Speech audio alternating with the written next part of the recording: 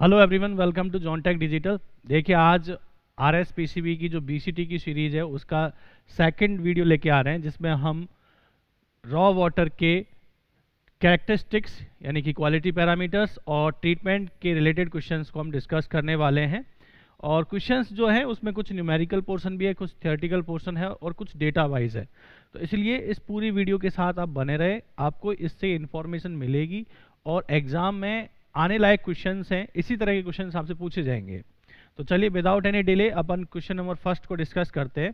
पहला क्वेश्चन यहाँ कह रहा है, if the total hardness and alkalinity of sample of water are 300 milligram per liter and 100 milligram per liter as CaCO3 scale respectively, then its carbonate and non-carbonate hardness, इसकी carbonate और non carbonate hardness पूछी है। इस तरह के question में क्या होता है, जब आपको कार्बोनेट हार्डनेस दे रखी हो, जैसे टोटल हार्डनेस दे रखी है TH, टोटल हार्डनेस कितनी है 300 मिलीग्राम पर लीटर, और यहां पर एल्किनिटी दे रखी है आपको 100 milligram per litre. Got it. तो इसमें मैंने जब क्लास में आपको बताया था तो मैंने इसका फंडामेंटल बताया था कि जब ये दोनों पैरामीटर टोटल हार्डनेस और एल्किनिटी जब गिवन हो तो उसमें से ये देखना है कि मिनिमम कौन सा है, मिनिमम कौन सा है। तो इसमें से मिनिमम है एल्किनिटी, और जो मिनिमम होगा वो मिनिमम किसके बराबर होगा, वो बराबर होगा कार्बोनेट हार्डनेस के बराबर। इसका मतलब कार्बोनेट हार्डनेस हो जाएगी यहां पर 100 milligram per litre. Got it. 100 milligram per litre तो आपकी कार्बोनेट हार्डनेस हो गया। अब आपको पता है total hardness is equal to carbonate hardness plus non carbonate hardness, और आपसे पूछा है कि आपको बताना है carbonate and non carbonate hardness. तो ये है 300, कार्बोनेट हार्डनेस हो गई इन दोनों में से जो मिनिमम है, टोटल हार्डनेस और एल्किनिटी में से जो मिनिमम है that will be the carbonate hardness, और इसके बाद में जो बचेगा वो क्या बचेगा, नॉन कार्बोनेट हार्डनेस। तो यहां से आएगा NCH is equal to 200 milligram per litre. अब ऑप्शन को थोड़ा सा ध्यान से पढ़ें, क्वेश्चन को भी थोड़ा सा ध्यान से पढ़ें कि इसने पहले क्या पूछा है। पहले पूछा है कार्बोनेट और उसके बाद पूछा है नॉन कार्बोनेट। तो पहले कार्बोनेट होगा 100 और नॉन कार्बोनेट होगा 200, तो ऑप्शन ए यहाँ पर करेक्ट हो जाएगा। तो ये था इसका सोल्यूशन।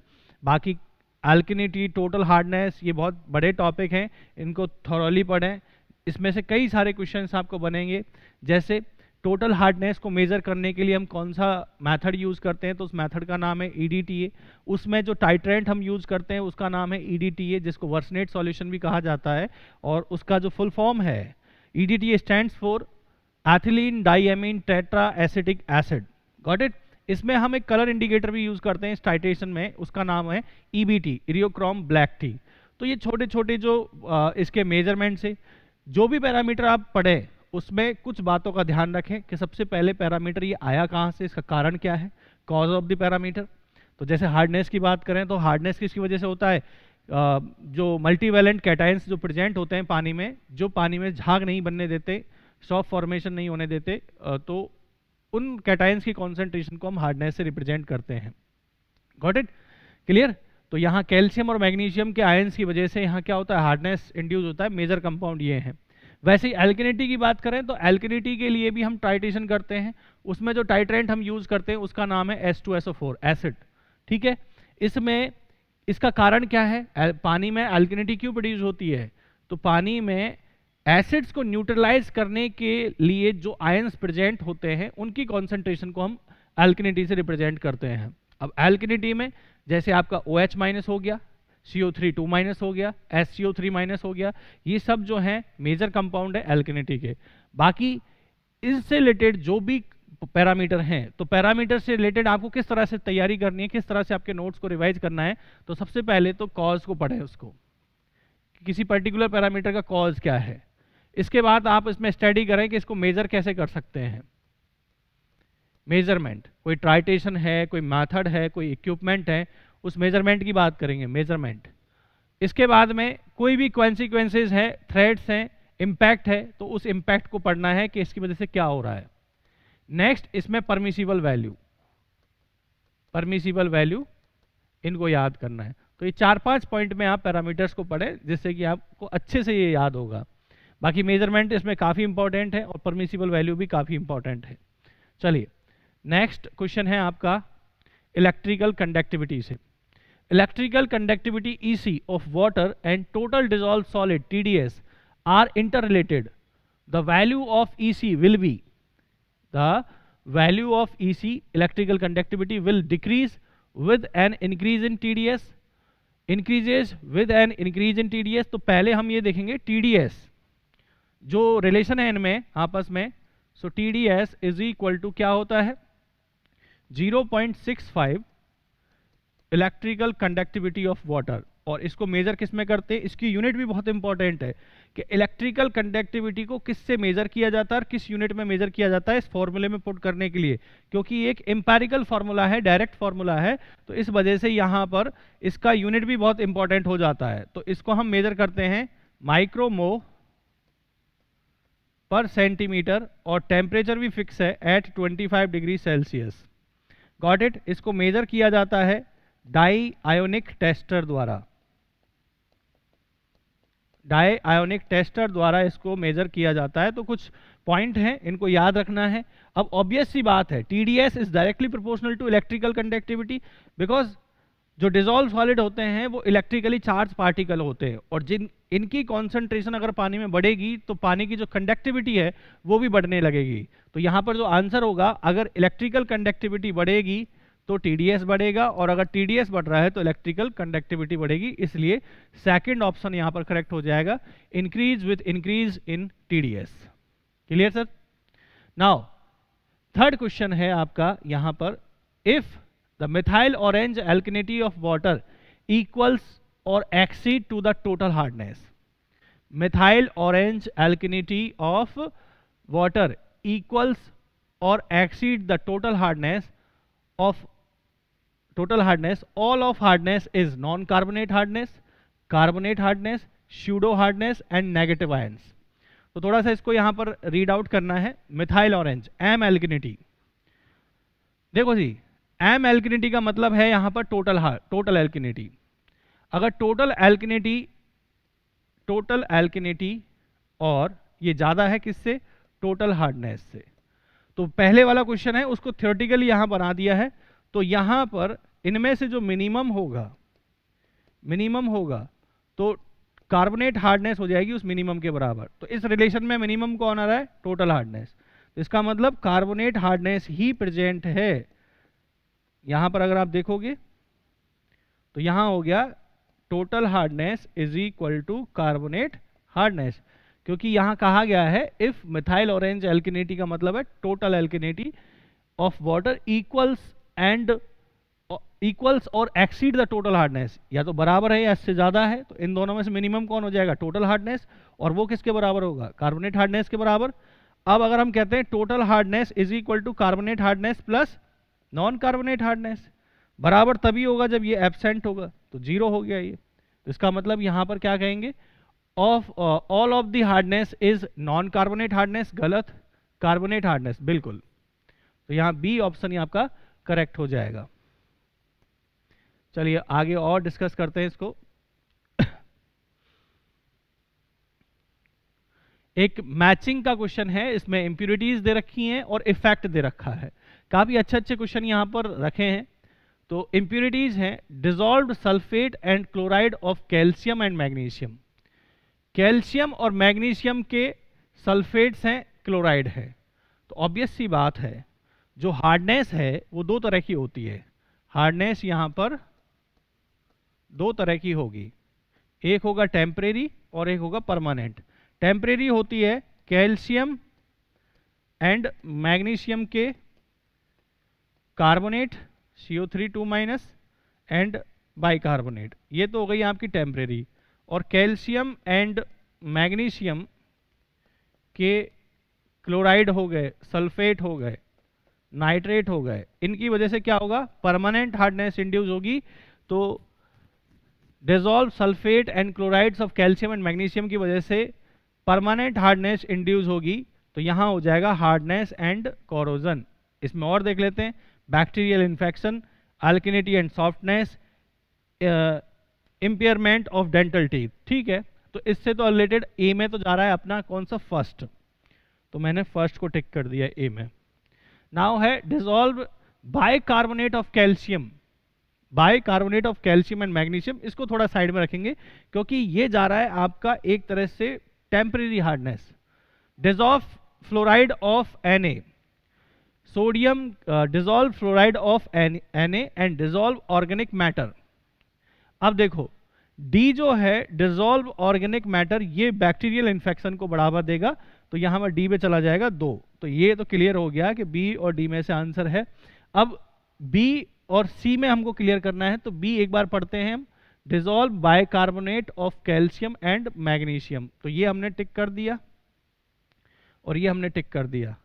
अब आते हैं हम कैल्शियम की वजह से alkalinity and softness and impairment of calcium and impairment of dental teeth. एक तरह से हम बात करें तो bicarbonate of calcium and magnesium, तो यहां पर जो अपना कंसर्न आएगा वो किससे रिलेटेड हो जाएगा,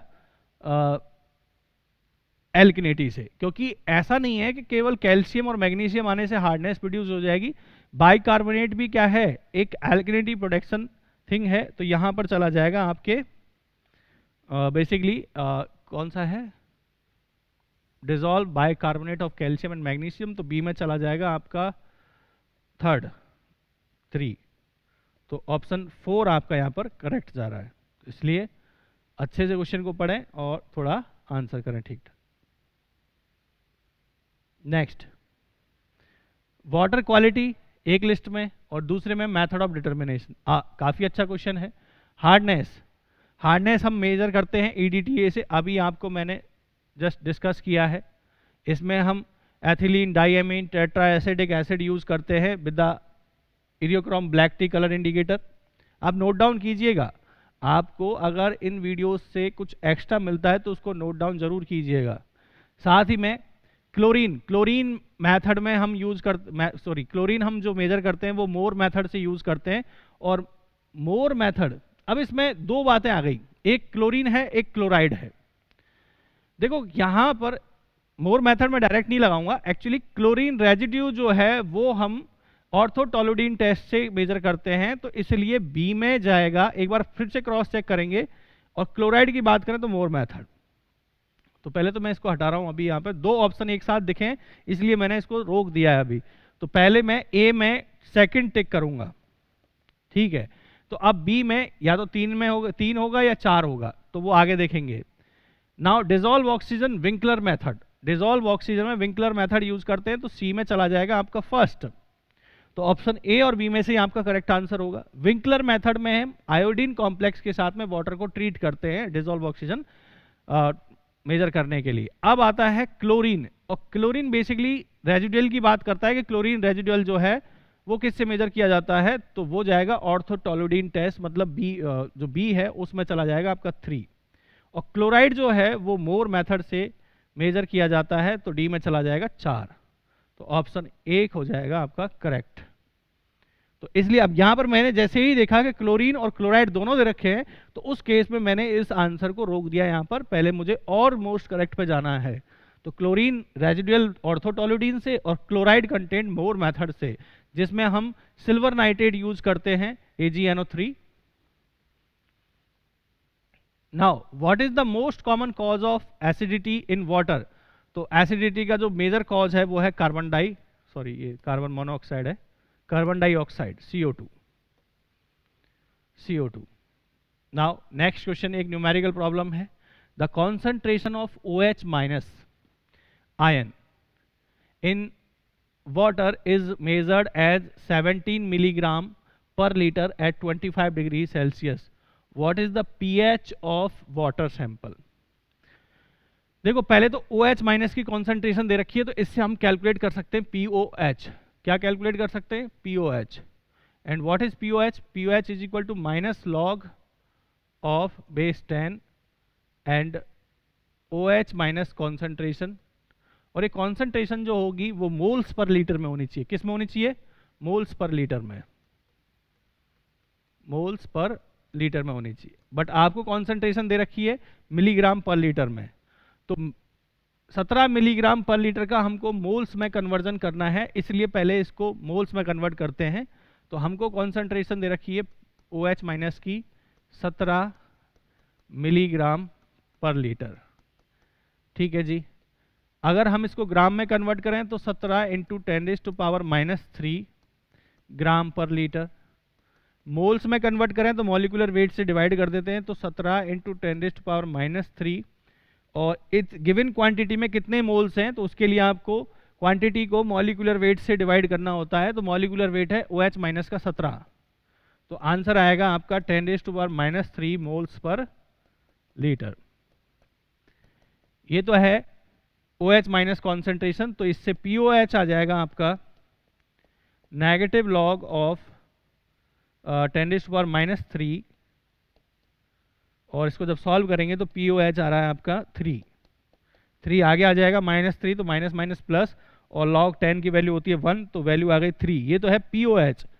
pH पूछा है, तो pH is equal to 14 minus POH, मतलब आपको ये रिलेशन याद होना चाहिए, pH plus POH is equal to 14, तो 14 में से अगर 3 चला गया तो 11, तो आंसर हो जाएगा 11। देखो काफ़ी अच्छा क्वेश्चन है, इसलिए ध्यान रखें।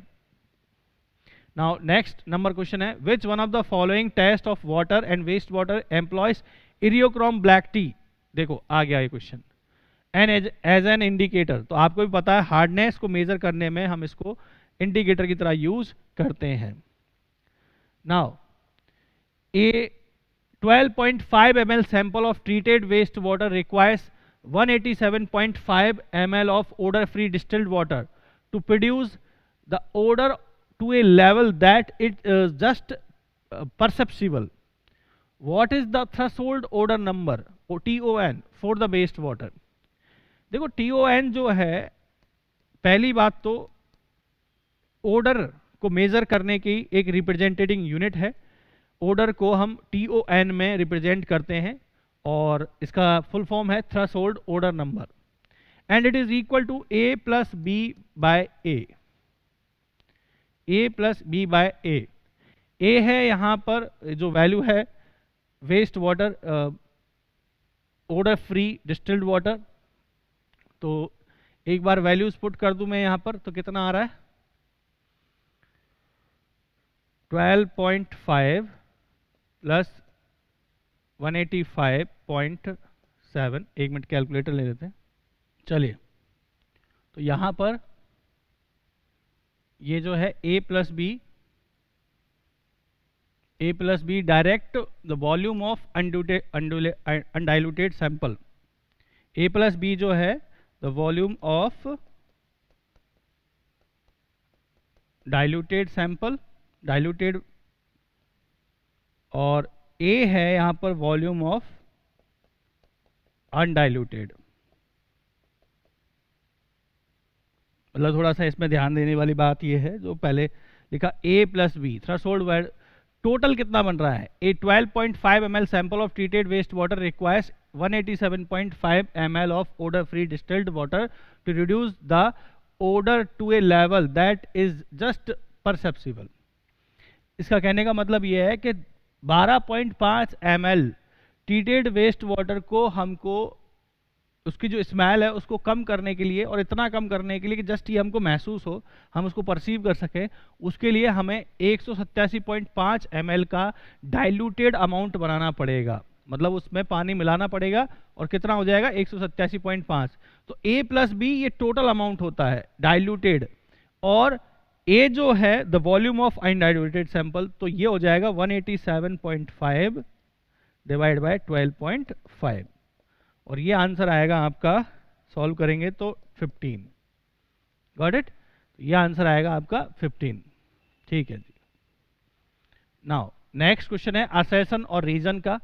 Fluoride should always be present in drinking water up to a value of 1.5 milligram per litre. बिल्कुल, फ्लोराइड जो है वो 1 से और 1.5 मिलीग्राम पर लीटर तक उपस्थित होना चाहिए। 1 से कम है तो डेंटल कैविटीज होने लग जाएंगी। इसका मतलब डेंटल कैविटीज को रोकने के लिए या डेंटल जो डिटोरेशन है उसको कंट्रोल करने के लिए फ्लोराइड की वैल्यू जो है वो 1 से ज़्यादा होनी चाहिए। तो रीज़न है सच water helps clean the teeth well, बिल्कुल। और 1.5 से ज़्यादा होने से मॉटलिंग ऑफ टीथ होने लग जाएगी, मतलब कलर जो है वो ख़राब होने लग जाएगा। इसलिए जो वैल्यू है वो 1 to 1.5 मिलीग्राम पर लीटर होना चाहिए। तो बोथ ए एंड आर, मतलब असेशन और रीजन दोनों ही सही है, और जो रीजन है वो करेक्ट एक्सप्लेनेशन है।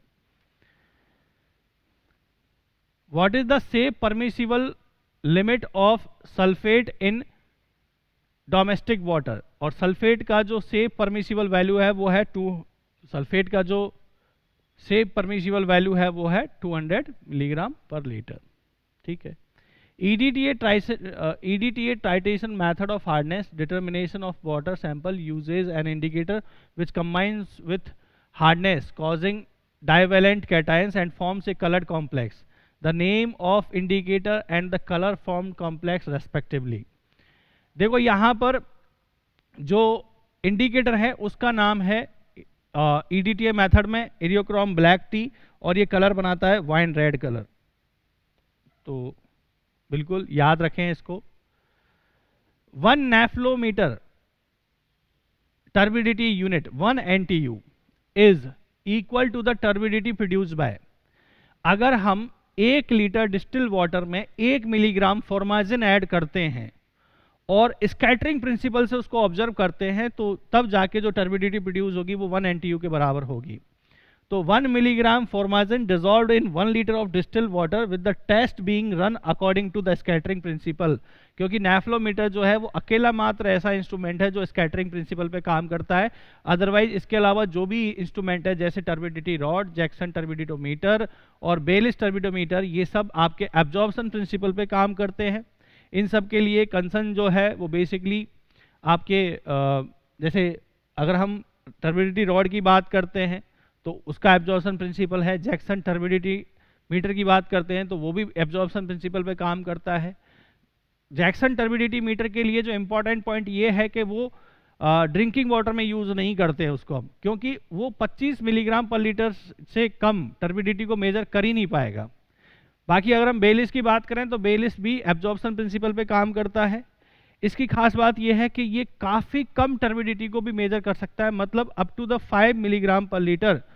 बहुत ज़्यादा प्रिसाइज इंस्ट्रूमेंट है और इसमें ब्लू कोबाल्ट प्लेट भी यूज होती है, तो ये भी आपको याद रखना है यहाँ पर। चलिए next question is the residual chlorine compounds are formed during chlorination of water. जब आप क्लोरीनेशन करते हैं तो सबसे पहले तो ये बात समझें कि क्लोरीनेशन एक्चुअली कौन सी प्रोसेस है।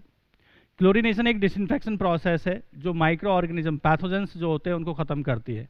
इसमें जब हम पानी में क्लोरीन ऐड करते हैं तो पानी में क्लोरीन ऐड करने पर पानी की पीएच अगर 5 से ज़्यादा है तो क्लोरीन पानी के साथ ऐड रिएक्शन करेगी और HOCl बनाएगी, हाइपोक्लोरस एसिड, जो कि बहुत ही ज़्यादा स्ट्रॉन्ग ऑक्सीडाइजिंग एजेंट है।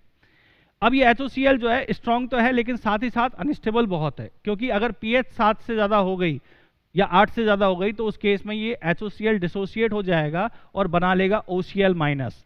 OCl माइनस होता है हाइपोक्लोराइट आयन, जो ये भी क्या करता है, डिसइंफेक्शन करता है। तो मैं ओवरऑल प्रोसेस बता रहा हूँ क्लोरीनेशन की, ध्यान से सुने, अच्छे से समझें। तो क्लोरीन ने पानी के साथ रिएक्शन की जब पीएच 5 से ज़्यादा है, HOCl बना।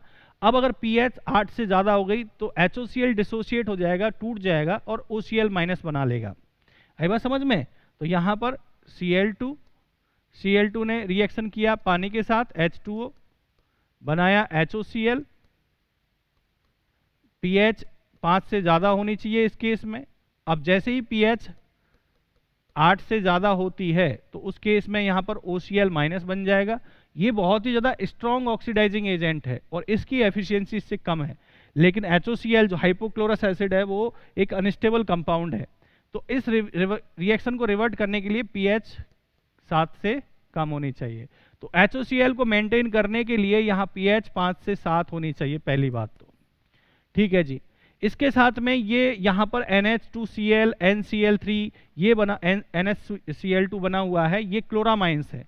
तो क्लोरीन पानी में प्रेजेंट नाइट्रोजन कंटेंट अमोनिया से रिएक्शन करके क्लोरामाइंस बनाएगा। यहाँ बन जाएगा NaCl2। NaCl2 फर्दर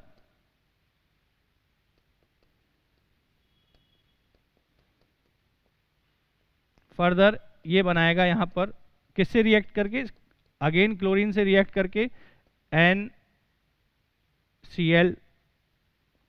ठीक है, यहाँ बनेगा NH2Cl, उसके बाद बनेगा NH, मैं रिएक्शन को दोबारा लिख रहा हूँ, थोड़ा सा इसमें मिस्टेक है।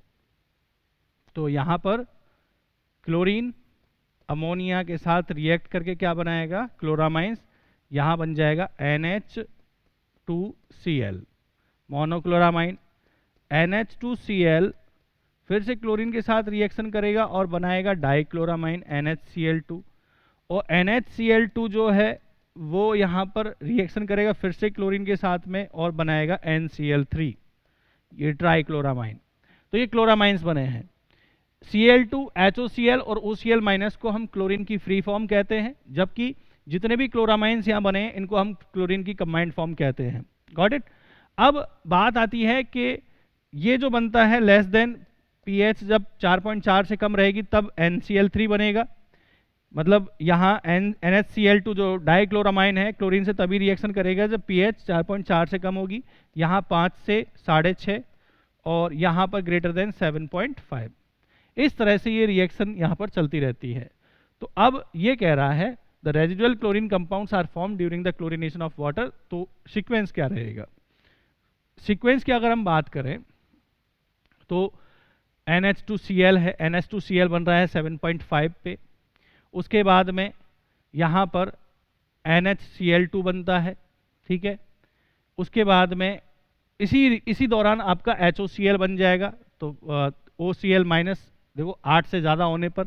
बट इसमें एक प्रॉब्लम है, आप अगर इस pH रेंज से देखोगे तो आंसर नहीं कर पाओगे, लेकिन इसका दूसरा रीज़न ये भी है, इसका जो करेक्ट आंसर होगा वो ये होगा कि ड्यूरिंग द क्लोरीनेशन सबसे पहले क्लोरीन जैसे पानी में ऐड किया जाता है, ये तो एक अलग अलग स्टेज पे बनने वाले कंपाउंड्स हैं, लेकिन जब हम क्लोरीनेशन पढ़ते हैं तो उस केस में ब्रेक पॉइंट क्लोरीनेशन तक क्या क्या चलता रहता है। पहले इस तरह से क्लोरीन डिमांड बहुत हाई होती है, रेजिडुअल क्लोरीन बहुत कम होता है, उसके बाद क्लोरामाइंस बनते हैं।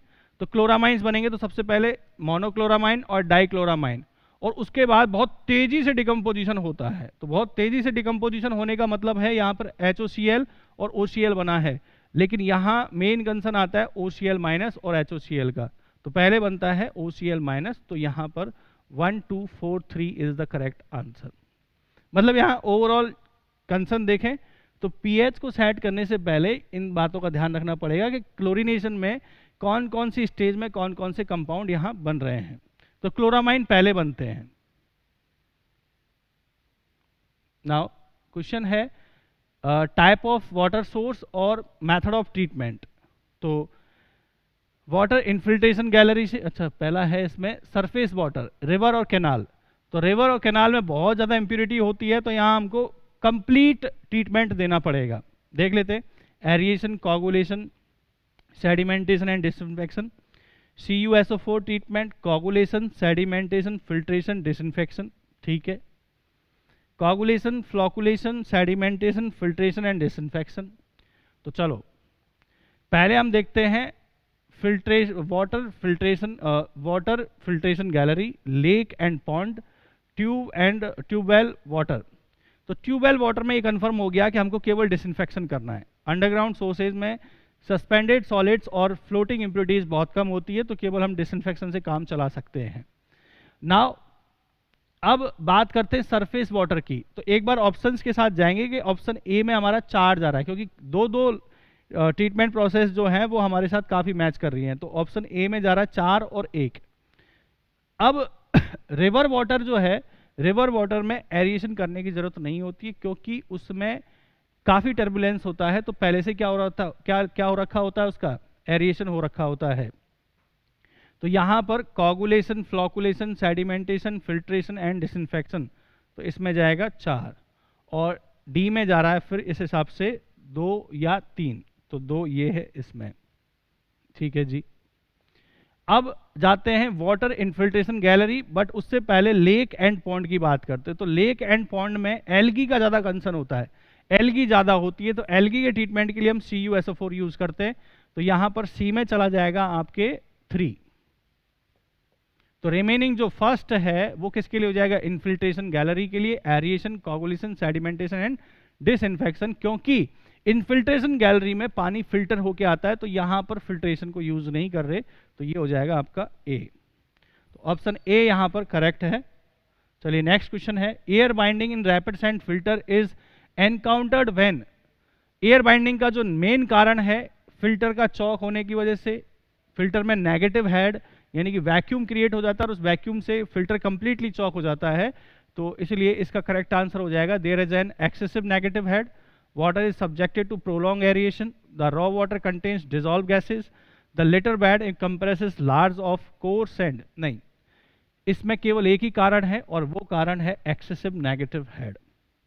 बाकी रैपिड सैंड फिल्टर में और भी कई सारी प्रॉब्लम्स हैं, एयर बाइंडिंग के साथ साथ mud wall formation, atmospheric dust filter के ऊपर गिरती है, पानी के साथ वो डस्ट मिक्स होके बॉल जैसी फॉर्म बना लेती है, उससे फिल्टर चौक हो जाता है, तो एटमॉस्फेरिक डस्ट से कारण मड वॉल फॉर्मेशन होता है। अल्टरनेट बैटिंग एंड ड्राइंग की वजह से फिल्टर क्रैक हो जाता है, एक्सेसिव बैक वॉशिंग की वजह से फिल्टर बंप कर जाता है, मतलब बंपिंग ऑफ फिल्टर हो जाता है। तो यहाँ 4 प्रॉब्लम है, air binding, mud wall formation, cracking of filter और बंपिंग ऑफ फिल्टर। हर एक का कारण अगर आप देखोगे तो एयर बाइंडिंग है नेगेटिव हेड की वजह से, ये एटमॉस्फेरिक डस्ट की वजह से, mud wall formation, cracking of filter है आपका अल्टरनेट बैटिंग और ड्राइंग ऑफ फिल्टर, लोड करना अनलोड करना तो फटीग होता है उससे, और बंपिंग ऑफ फिल्टर है एक्सेसिव बैक वॉशिंग की वजह से। तो 16वें का जो करेक्ट आंसर है वो फर्स्ट हो जाएगा आपका। 17वां है, the correct sequence of process in A water treatment plant for rural water supply. Rural water supply, अब थोड़ा सा ध्यान देंगे हम यहां पर, chlorination, aeration, sedimentation, rapid sand filter, coagulation, sedimentation, slow sand filter and chlorination. ठीक है, कोगुलेशन, फ्लोकुनेशन, क्लैरिफिकेशन, प्रेशर फिल्टर। ठीक है, aeration, plain sedimentation, slow sand filter and chlorination. अब देखो एक बात मैं तय कर देता हूं कि जब रूरल एरियाज है तो वहां पर एरिया की कोई कमी नहीं होगी, एरिया की कोई कमी नहीं होगी, तो हम वहां पर स्लो सैंड फिल्टर यूज कर सकते हैं। तो रैपिड सैंड फिल्टर जो है उन ऑप्शंस को मैं हटा रहा हूं पहली बात तो।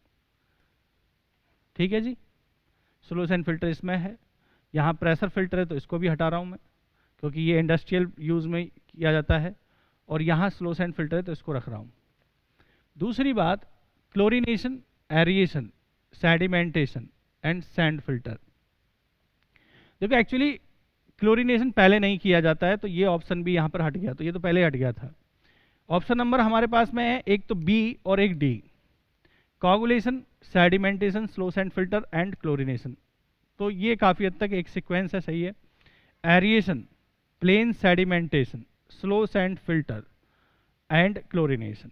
अब इन दोनों में से जो मोस्ट करेक्ट हम कंसर्न देखें तो रूरल वाटर सप्लाई में जो सेडिमेंट्स है वो बहुत ज़्यादा होते नहीं हैं, जो डिजॉल्व मिनरल्स हैं, अगर हम रूरल वाटर सप्लाई में वाटर सोर्स अगर हम अंडरग्राउंड मान के चलें उसमें थोड़ी बहुत इम्प्योरिटीज़ हैं, तो इस वजह से एरिएशन, क्योंकि डिजॉल्व मिनरल्स हैं, गैसेज हैं, तो इनको हम एरिएशन से रिमूव कर सकते हैं। कोगुलेशन करने की जरूरत है नहीं क्योंकि बहुत ज़्यादा सस्पेंडेड सॉलिड्स होते नहीं है, तो प्लेन सेडिमेंटेशन से काम चल जाएगा, और इसमें slow sand filter and chlorination हम यूज़ कर सकते हैं। तो मोस्ट करेक्ट आंसर होगा यहाँ पर डी। इसमें और इसमें केवल एरिएशन का अंतर है, बाकी कोई और रिमेनिंग अंतर नहीं है। कोगुलेशन हम नहीं करेंगे यहाँ पर क्योंकि बहुत ज़्यादा सस्पेंडेड सॉलिड्स नहीं होते हैं। ठीक है, a rural water supply scheme serve a population of 10,000 at a rate of 50 litre per capita per day. For the chlorine dose of 2 ppm, the required amount of bleaching powder with 20% available chlorine will be। Numerical है, तो पहले हमको देखना होगा कि पर day हमको total कितना पानी ट्रीट करना है। तो क्वांटिटी ऑफ वाटर, उसको मैं क्यू से डिनोट कर रहा हूं, जो कि हमको पर डे ट्रीट करना है।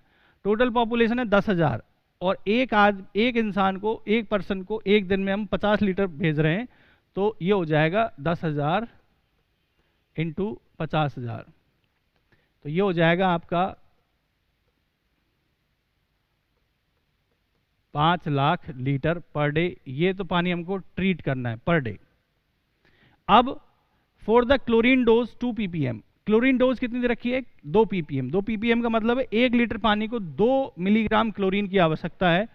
तो रिक्वायर्ड क्लोरीन कितनी होगी?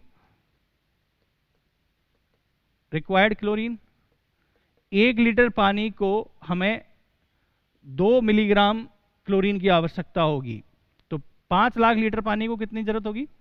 5 × 2, और ये हो जाएगा मिलीग्राम पर डे। इतनी क्लोरीन हमको पर डे चाहिए। सॉल्व करेंगे, ये मिलीग्राम में किलोग्राम में कन्वर्ट करेंगे तो ये हो जाएगा 10, और ये हो जाएगा, मतलब मैं डायरेक्ट ही लिख सकता हूं इसको, मिलीग्राम पर डे। मिलीग्राम को केजी में कन्वर्ट करने के लिए 10⁶ से हमको डिवाइड कर देना है इसमें, तो ये सारी जीरो हट जाएंगी। तो 1 किलोग्राम पर डे हमको क्या चाहिए? क्लोरीन चाहिए 1 kg। तो 1 kg, और आप डायरेक्ट क्लोरीन तो ऐड नहीं कर रहे, आप तो ब्लीचिंग पाउडर ऐड कर रहे हो। क्या ऐड कर रहे हो? Bleaching powder. और ब्लीचिंग पाउडर में 20% क्लोरीन है, और हमें चाहिए इतनी क्लोरीन। तो माना हमको कितना क्लोरीन ऐड करना पड़ेगा? Let amount of bleaching powder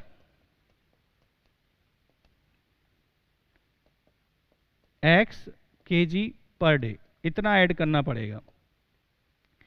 x kg per day हमको ऐड करना पड़ेगा। तो x का 20% इसके बराबर होना चाहिए, क्योंकि इस x में 20% ही क्लोरीन है, और क्लोरीन कितना चाहिए हमको एक दिन में? 1 किलोग्राम। तो यहां से x × 20% इज इक्वल टू 1।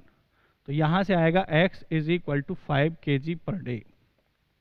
तो आपको इतना bleaching powder per day add करना पड़ेगा। 5 kg ऐड करोगे तब जाके आपको 1 किलोग्राम क्लोरीन मिलेगी। तो एक अच्छा क्वेश्चन है, सिंपल क्वेश्चन है, अच्छा क्वेश्चन है, कंसेप्चुअल क्वेश्चन है। बाकी ब्लीचिंग पाउडर से जब हम क्लोरीनेशन करते हैं, ब्लीचिंग पाउडर जब पानी में ऐड करते हैं डिसइंफेक्शन के लिए, तो इस प्रोसेस को हम बोलते हैं हाइपोक्लोरीनेशन। ये एक्स्ट्रा इंफॉर्मेशन इस क्वेश्चन की, बिल्कुल ध्यान रखेंगे। Now which one of the following is not a specific criteria for the calculation of surface overflow rate in sedimentation tank design? देखो, सरफेस ओवरफ्लो रेट मतलब सेटलिंग वेलोसिटी, उसको कैलकुलेट करने के लिए हम सरफेस एरिया का यूज करते हैं। बेसिकली सरफेस एरिया पे डिपेंड करती है। बाकी टैंक के और डायमेंशन से हम बात करेंगे। बाकी कौन कौन से पैरामीटर दे रखे हैं वो भी देख लेते हैं।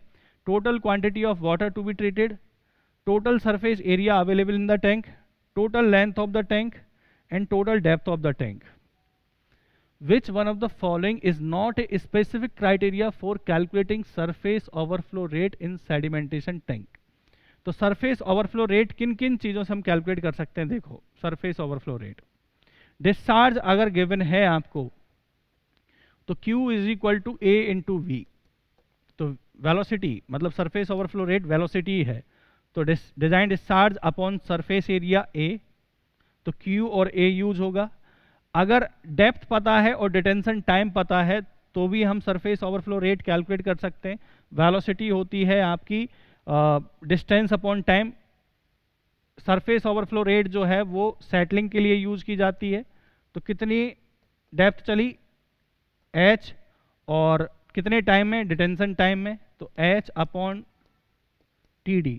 लेकिन लेंथ का कोई यूज नहीं है यहाँ पर टैंक का, तो इसलिए option C is correct answer.